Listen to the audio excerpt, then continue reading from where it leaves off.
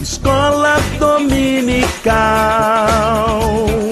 feita pra mim, pra você. Espaço pra crescer e a Bíblia conhecer, sempre junto com você. Escola dominical,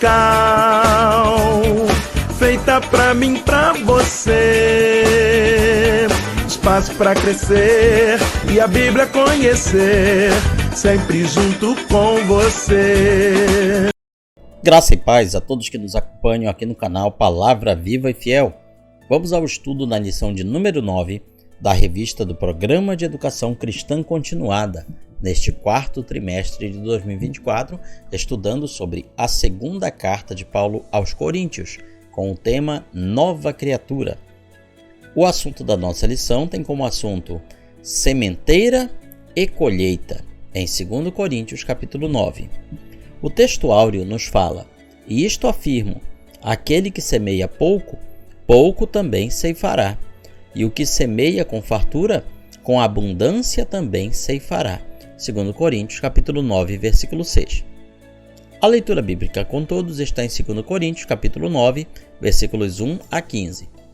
A verdade prática nos diz que os que partilham sem avareza glorificam a Deus e são abençoados abundantemente.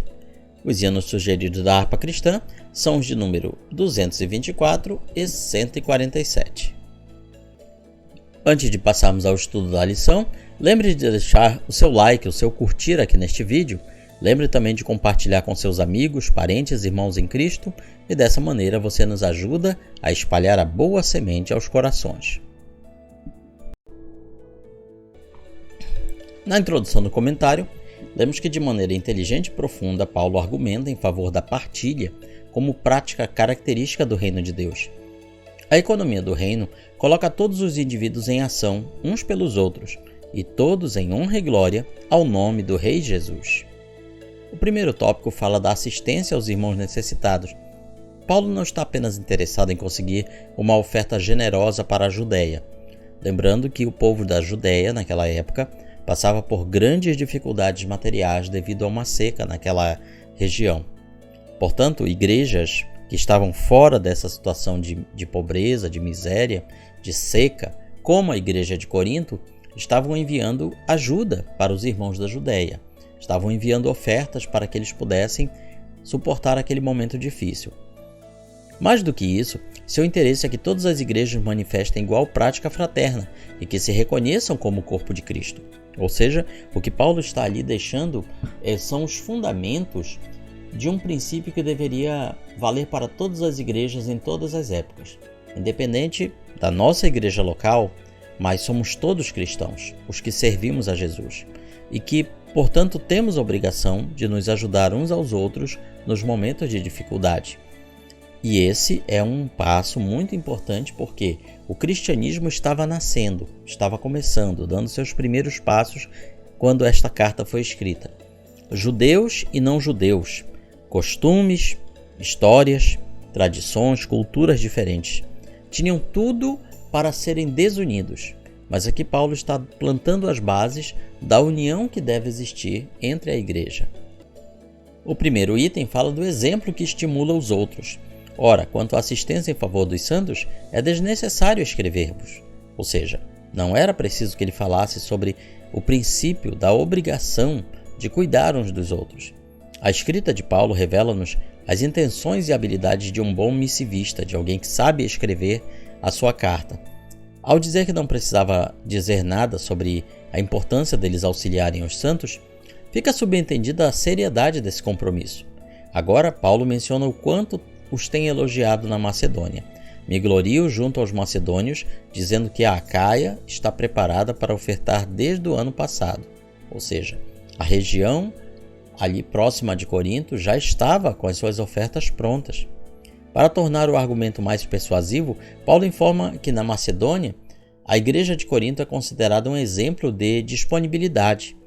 Ora, a expectativa do apóstolo era de que os coríntios, sabendo que se tornaram um exemplo e que as igrejas mais humildes os imitavam, se sentissem encorajados a partilhar de tudo que pudessem com grande alegria e generosidade. Ao mesmo tempo, Ao mencionar os comentários que fez em outras igrejas a respeito dos coríntios, Paulo demonstra a eles o quanto são lembrados e amados por ele. Já vimos que todo esse carinho pastoral não exclui a correção quando necessária, mas nesse trecho da carta o apóstolo está empenhado em ressaltar o quanto acredita na restauração dos coríntios. Aqui ele exalta as boas qualidades daquela igreja, uma igreja que era pronta a contribuir, a ofertar. Devemos saber tanto aplicar a disciplina naquilo que a pessoa ou a igreja não faz bem, quanto também a elogiar naquilo que a pessoa faz bem. Segundo item, preparação desnecessária. Contudo, enviei os irmãos para que o nosso louvor a vosso respeito, neste particular, não se desminta. Depois de expor os muitos motivos que os coríntios tinham para participar generosamente da coleta, Paulo lhes revela uma preocupação. Depois de terem dado ouvidos a calúnias e aos falsos ensinos, será que realmente entregariam a oferta que começaram a organizar um ano antes? A essa altura, podemos entender melhor tanto o empenho argumentativo para que a igreja em Corinto efetivamente participasse. Imaginemos a repercussão de uma súbita desistência dos coríntios. Seria um testemunho péssimo para aquela igreja e para todas as demais, que a partir dos elogios feitos pelo próprio apóstolo, contavam com um exemplo de dedicação e comunhão com o corpo de Cristo. Então aqui Paulo está incentivando os coríntios a manterem o seu ritmo de contribuição às suas ofertas, a não darem ouvidos aos falsos mestres, aos falsos crentes, que com certeza diziam coisas do tipo: não precisa contribuir, não precisa ajudar, Deus vai ajudar os irmãos lá na Judéia, não precisa nós fazermos nada. Um ministro responsável zela pelo rebanho, por isso Paulo envia os emissários como garantia de que tudo vai correr bem. Seu cuidado é não deixar os coríntios desanimarem ou voltarem aos antigos enganos. O terceiro item desse primeiro tópico fala sobre a generosidade sem avareza.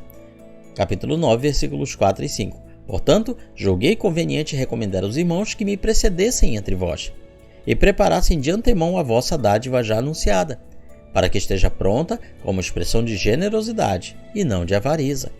O apóstolo explica claramente o que motivou a decisão de enviar os emissários, quem eram Tito e mais outros 2 irmãos que não são mencionados os seus nomes. Essas 3 pessoas estavam chegando a Corinto, acompanhados com esta carta, levando esta segunda carta em mãos, justamente para preparar as ofertas daquele povo, recolher as ofertas, para que quando o apóstolo Paulo chegasse, estivesse tudo pronto, não houvesse perda de tempo, para que os irmãos da Judéia fossem socorridos. A inquietação de Paulo era coerente, pois sabemos que os falsos mestres, que costumavam levantar o povo contra a pregação do apóstolo, ainda continuavam agindo. Então ainda tinha problemas na igreja de Corinto. Ainda havia falsos mestres, ainda havia falsos crentes que queriam jogar embaixo tudo aquilo que o apóstolo Paulo falasse. Era preciso uma estratégia de acompanhamento e discipulado para garantir que a igreja continuaria no propósito de ser fiel a Deus através do compromisso com os irmãos. Ao enviar colaboradores que o antecederam, Paulo tinha a expectativa de que obreiros bem preparados por ele pudessem agir preventivamente. Quando retornou a Acaia, vindo da Macedônia, Paulo esteve acompanhado por Sópatro, de Bereia, por Aristarco II, da Tessalônica. Esses irmãos devem ter sido os que o antecederam e o auxiliaram durante os 3 meses em que esteve de volta a Acaia e provavelmente em Corinto, antes de seguir para Jerusalém, levando as ofertas recolhidas da igreja. Segundo tópico, a semeadura, o plantio. A conhecida lei da semeadura não consiste em ofertar com indisposição e avareza, ou seja, de má vontade, pois o que semeamos é o amor e cuidado pelos irmãos. Essa é uma grande chave de prosperidade espiritual e material. Não se trata de ofertar muito, mas de ofertar o máximo possível com grande alegria.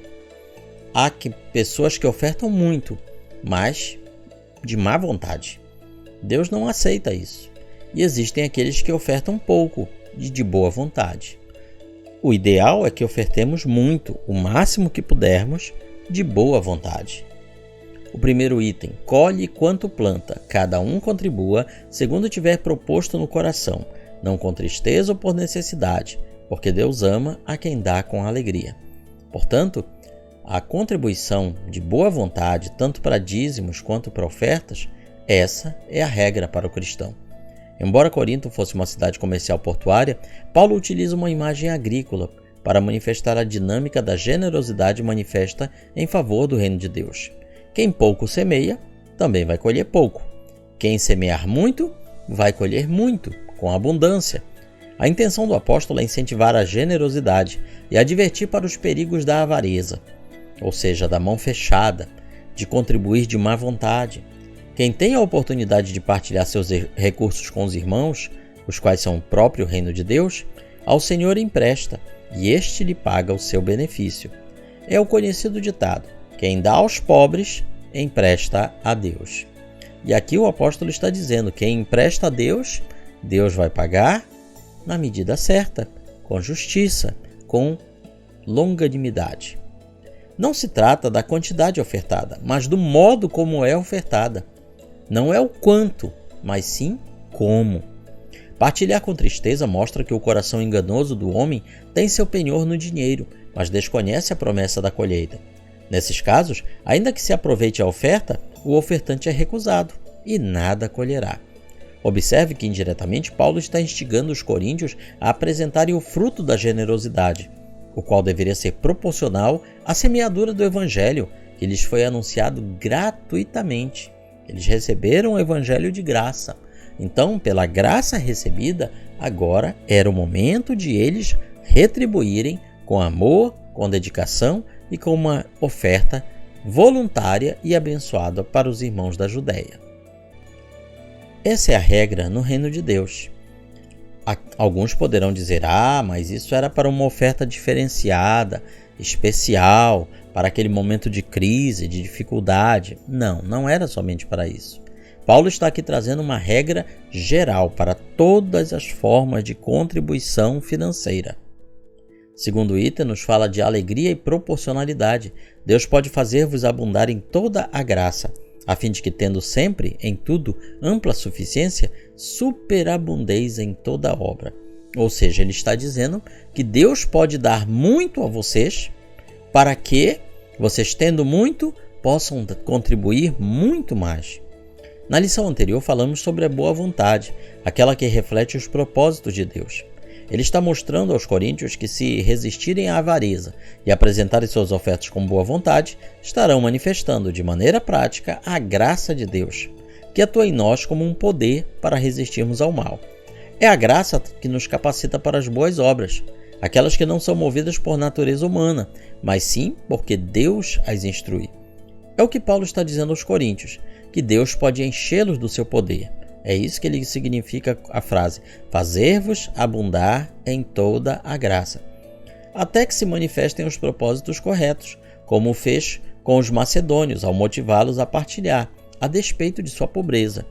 Os irmãos da região da Macedônia, eles eram mais pobres que os de Corinto, mas eles ouviram essas pregações, essas orientações do apóstolo Paulo, e eles foram generosos nas suas contribuições. Precisamos entender que Deus prosperou alguns para que auxiliem os demais. Nada do que recebemos deve ser retido com negligência. Por mais que nos pareça ter pouco, nós ainda temos muito mais do que muitas outras pessoas. Então devemos ajudar na medida das nossas capacidades, sem avareza e de boa vontade, crendo que Deus nos recompensará no momento certo, da maneira certa. Terceiro item do segundo tópico: mais semente para o que semeia. Ora, aquele que dá semente ao que semeia, e pão para alimento, também suprirá e aumentará a vossa sementeira. Para que toda boa obra prospere em abençoar os irmãos da Judéia, Deus não deixará que falte a semente ao semeador. Quanto mais alguém semeia, mais semente e pão receberá de Deus, para que assim continue manifestando as boas obras entre os mais pobres. A intenção dessa explicação é mostrar que a avareza exclui as pessoas da lógica e da economia do reino. Quem investe no reino e serve aos mais necessitados terá sempre ampla suficiência de recursos para que continue a boa obra, pois Deus, enriquecendo-vos em tudo para toda generosidade, multiplicará os frutos da vossa justiça. Perceba que a obra do justo será recompensada por Deus e que o propósito do enriquecimento é a generosidade, pois a partilha generosa faz que, por nosso intermédio, sejam tributadas graças a Deus e por isso seremos recompensados. Note como o apóstolo está empenhado em promover a união entre a igreja de Corinto, as demais igrejas gentias e a igreja dos judeus convertidos ao Evangelho. Paulo está costurando remendos que, por si só, não se uniriam. Pelo contrário, a tendência seria um se afastar dos outros. Mas aqui ele está trabalhando para que eles sejam um só em Cristo. Os que recebem ajuda não sofrerão aflições, e por esse ganho glorificação a Deus. Os que doam receberão de Deus ganho maior do que aquele que ofertaram. Ou seja, tudo ficará no equilíbrio perfeito. É o que o apóstolo vem mostrando aqui. Quem contribui, Deus vai abençoar mais. E os que receberam a contribuição estão sendo abençoados pela ajuda dos outros. Terceiro tópico: propósito e efeito da generosidade. Atos de partilha sincera geram comunhão e permitem que os princípios do reino de Deus sejam vividos pela igreja. Entre os coríntios, a oferta generosa seria a prova de sua conversão sincera.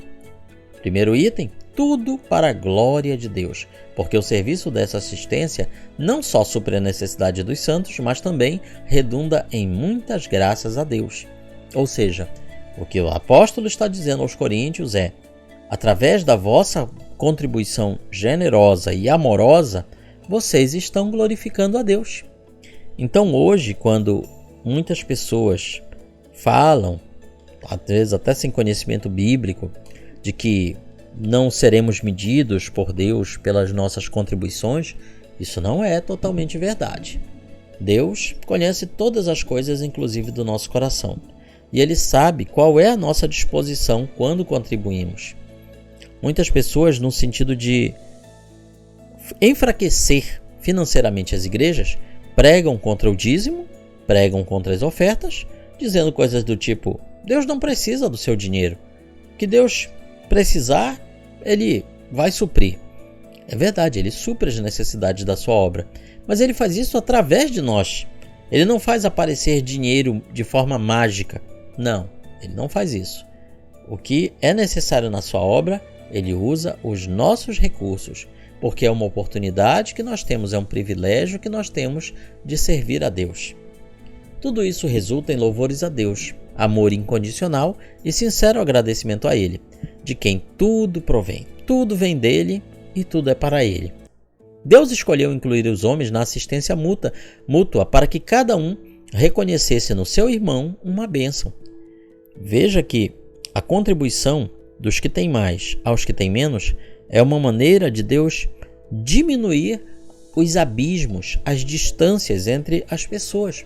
É uma maneira de Deus destruir os muros que existem entre as pessoas e começar a construir pontes.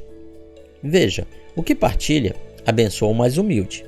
E este também abençoa aquele que partilhou, pois a sua fragilidade gera para a ocasião, para auxílio e, consequentemente, a recompensa de Deus. Por isso, Paulo já havia recomendado que os coríntios fossem abundantes na obra do Senhor, porque receberam de outros o que tanto precisavam em meio à pobreza espiritual. Os crentes de Corinto, eles não passavam por situações de miséria material, mas eles viviam em miséria espiritual antes de conhecerem o Evangelho. E eles conheceram o Evangelho através de quem? Através de Paulo, dos seus ensinos, da sua pregação. Mas para que Paulo estivesse ali em Corinto, dedicando-se 24 horas à pregação, ao discipulado, à evangelização, ele precisava ser sustentado pelas outras igrejas. Então, o que Paulo está dizendo aos coríntios: vocês receberam de graça o evangelho porque outros estavam pagando. Agora é hora de vocês pagarem. Pagarem tanto com as bênçãos espirituais quanto com as bênçãos materiais. Assim, é posto em prática o reino de Deus. É importante mostrarmos que a necessidade de uns é a responsabilidade de todos. de modo que ninguém seja apanhado em avareza e indiferença. O segundo item nos fala: fortalece a comunhão e o testemunho, visto como na prova desta ministração glorificam a Deus pela obediência da vossa confissão quanto ao Evangelho de Cristo e pela liberalidade com que contribuís para eles e para todos. Sob a perspectiva de Paulo, a contribuição dos coríntios seria uma ministração, no grego, diaconia, um serviço prestado como culto, tendo em vista que tal atitude resultaria em muitas graças a Deus. É válido observar que Paulo entende tal serviço como uma prova a qual os coríntios deveriam se submeter. A ministração ou serviço feito com o propósito de louvar a Deus também provocaria a obediência da igreja ao pastoreio de Paulo, provaria, melhor dizendo. Seria uma mostra de que aquela igreja realmente havia se arrependido das suas falhas e estava disposta a obedecer ao apóstolo, que não era um apóstolo qualquer, mas sim o apóstolo que lhes havia trazido o evangelho, que havia gerado aquela igreja. Tal obediência não tinha o propósito mesquinho de mostrar quem dá as ordens. Não, Paulo não está usando de autoritarismo aqui. Na verdade, a intenção de Paulo era que a confissão quanto ao evangelho de Cristo fosse demonstrada pela liberalidade com que contribuís para eles. Diante de um testemunho prático, todos os irmãos gentios e judeus glorificavam a Deus pela obediência da vossa confissão. Terceiro item: retribuem com afeto e oração. Enquanto oram a eles a vosso favor com grande afeto, em virtude da superabundante graça de Deus que há em vós. Paulo já nos mostrou que a comunhão entre os santos das diversas igrejas redunda em muitas graças a Deus. Mas agora ele retorna ao tema, quase didaticamente, para reforçar a ideia de que partilhar significa fazer parte do reino. Ele explica que, em proporção muito maior ao que partilhariam com a igreja da Judéia, os coríntios seriam também abençoados, pois enquanto contribuiriam com seus recursos financeiros, oram eles, ou seja, os crentes da Judéia que estavam sendo ajudados pelas ofertas dos coríntios, oram eles a vosso favor com grande afeto. O que Paulo está dizendo é: vocês estão ajudando várias pessoas, os crentes da Judéia, com bens materiais. Eles não têm como recompensar a vocês com bens materiais, mas eles estão vos retribuindo com as orações. Eles estão orando por vocês, pela vossa contribuição. Não se trata apenas de uma troca de favores ou de conveniências. Não é uma ação social nas quais pessoas são celebradas por seu ativismo. Trata-se de um culto, onde Deus é adorado. Enquanto uns adoram com a sua contribuição, com seu dízimo, com sua oferta, outros adoram com seus louvores, com a sua adoração. Mas tudo é culto a Deus. Dele provém a graça, a boa vontade e as boas obras. Concluímos com a nossa aplicação pessoal. Devemos ter consciência de que tudo que temos pertence a Deus e deve ser partilhado com alegria, conforme Jesus ensinou. Aqui está, portanto, o resumo da nossa lição de número 9 do Programa de Educação Cristã Continuada. E na sua igreja local, na sua escola dominical, você vai aprender muito mais. Comente, curta, compartilhe este vídeo, espalhe a boa semente aos corações. Que Deus nos abençoe.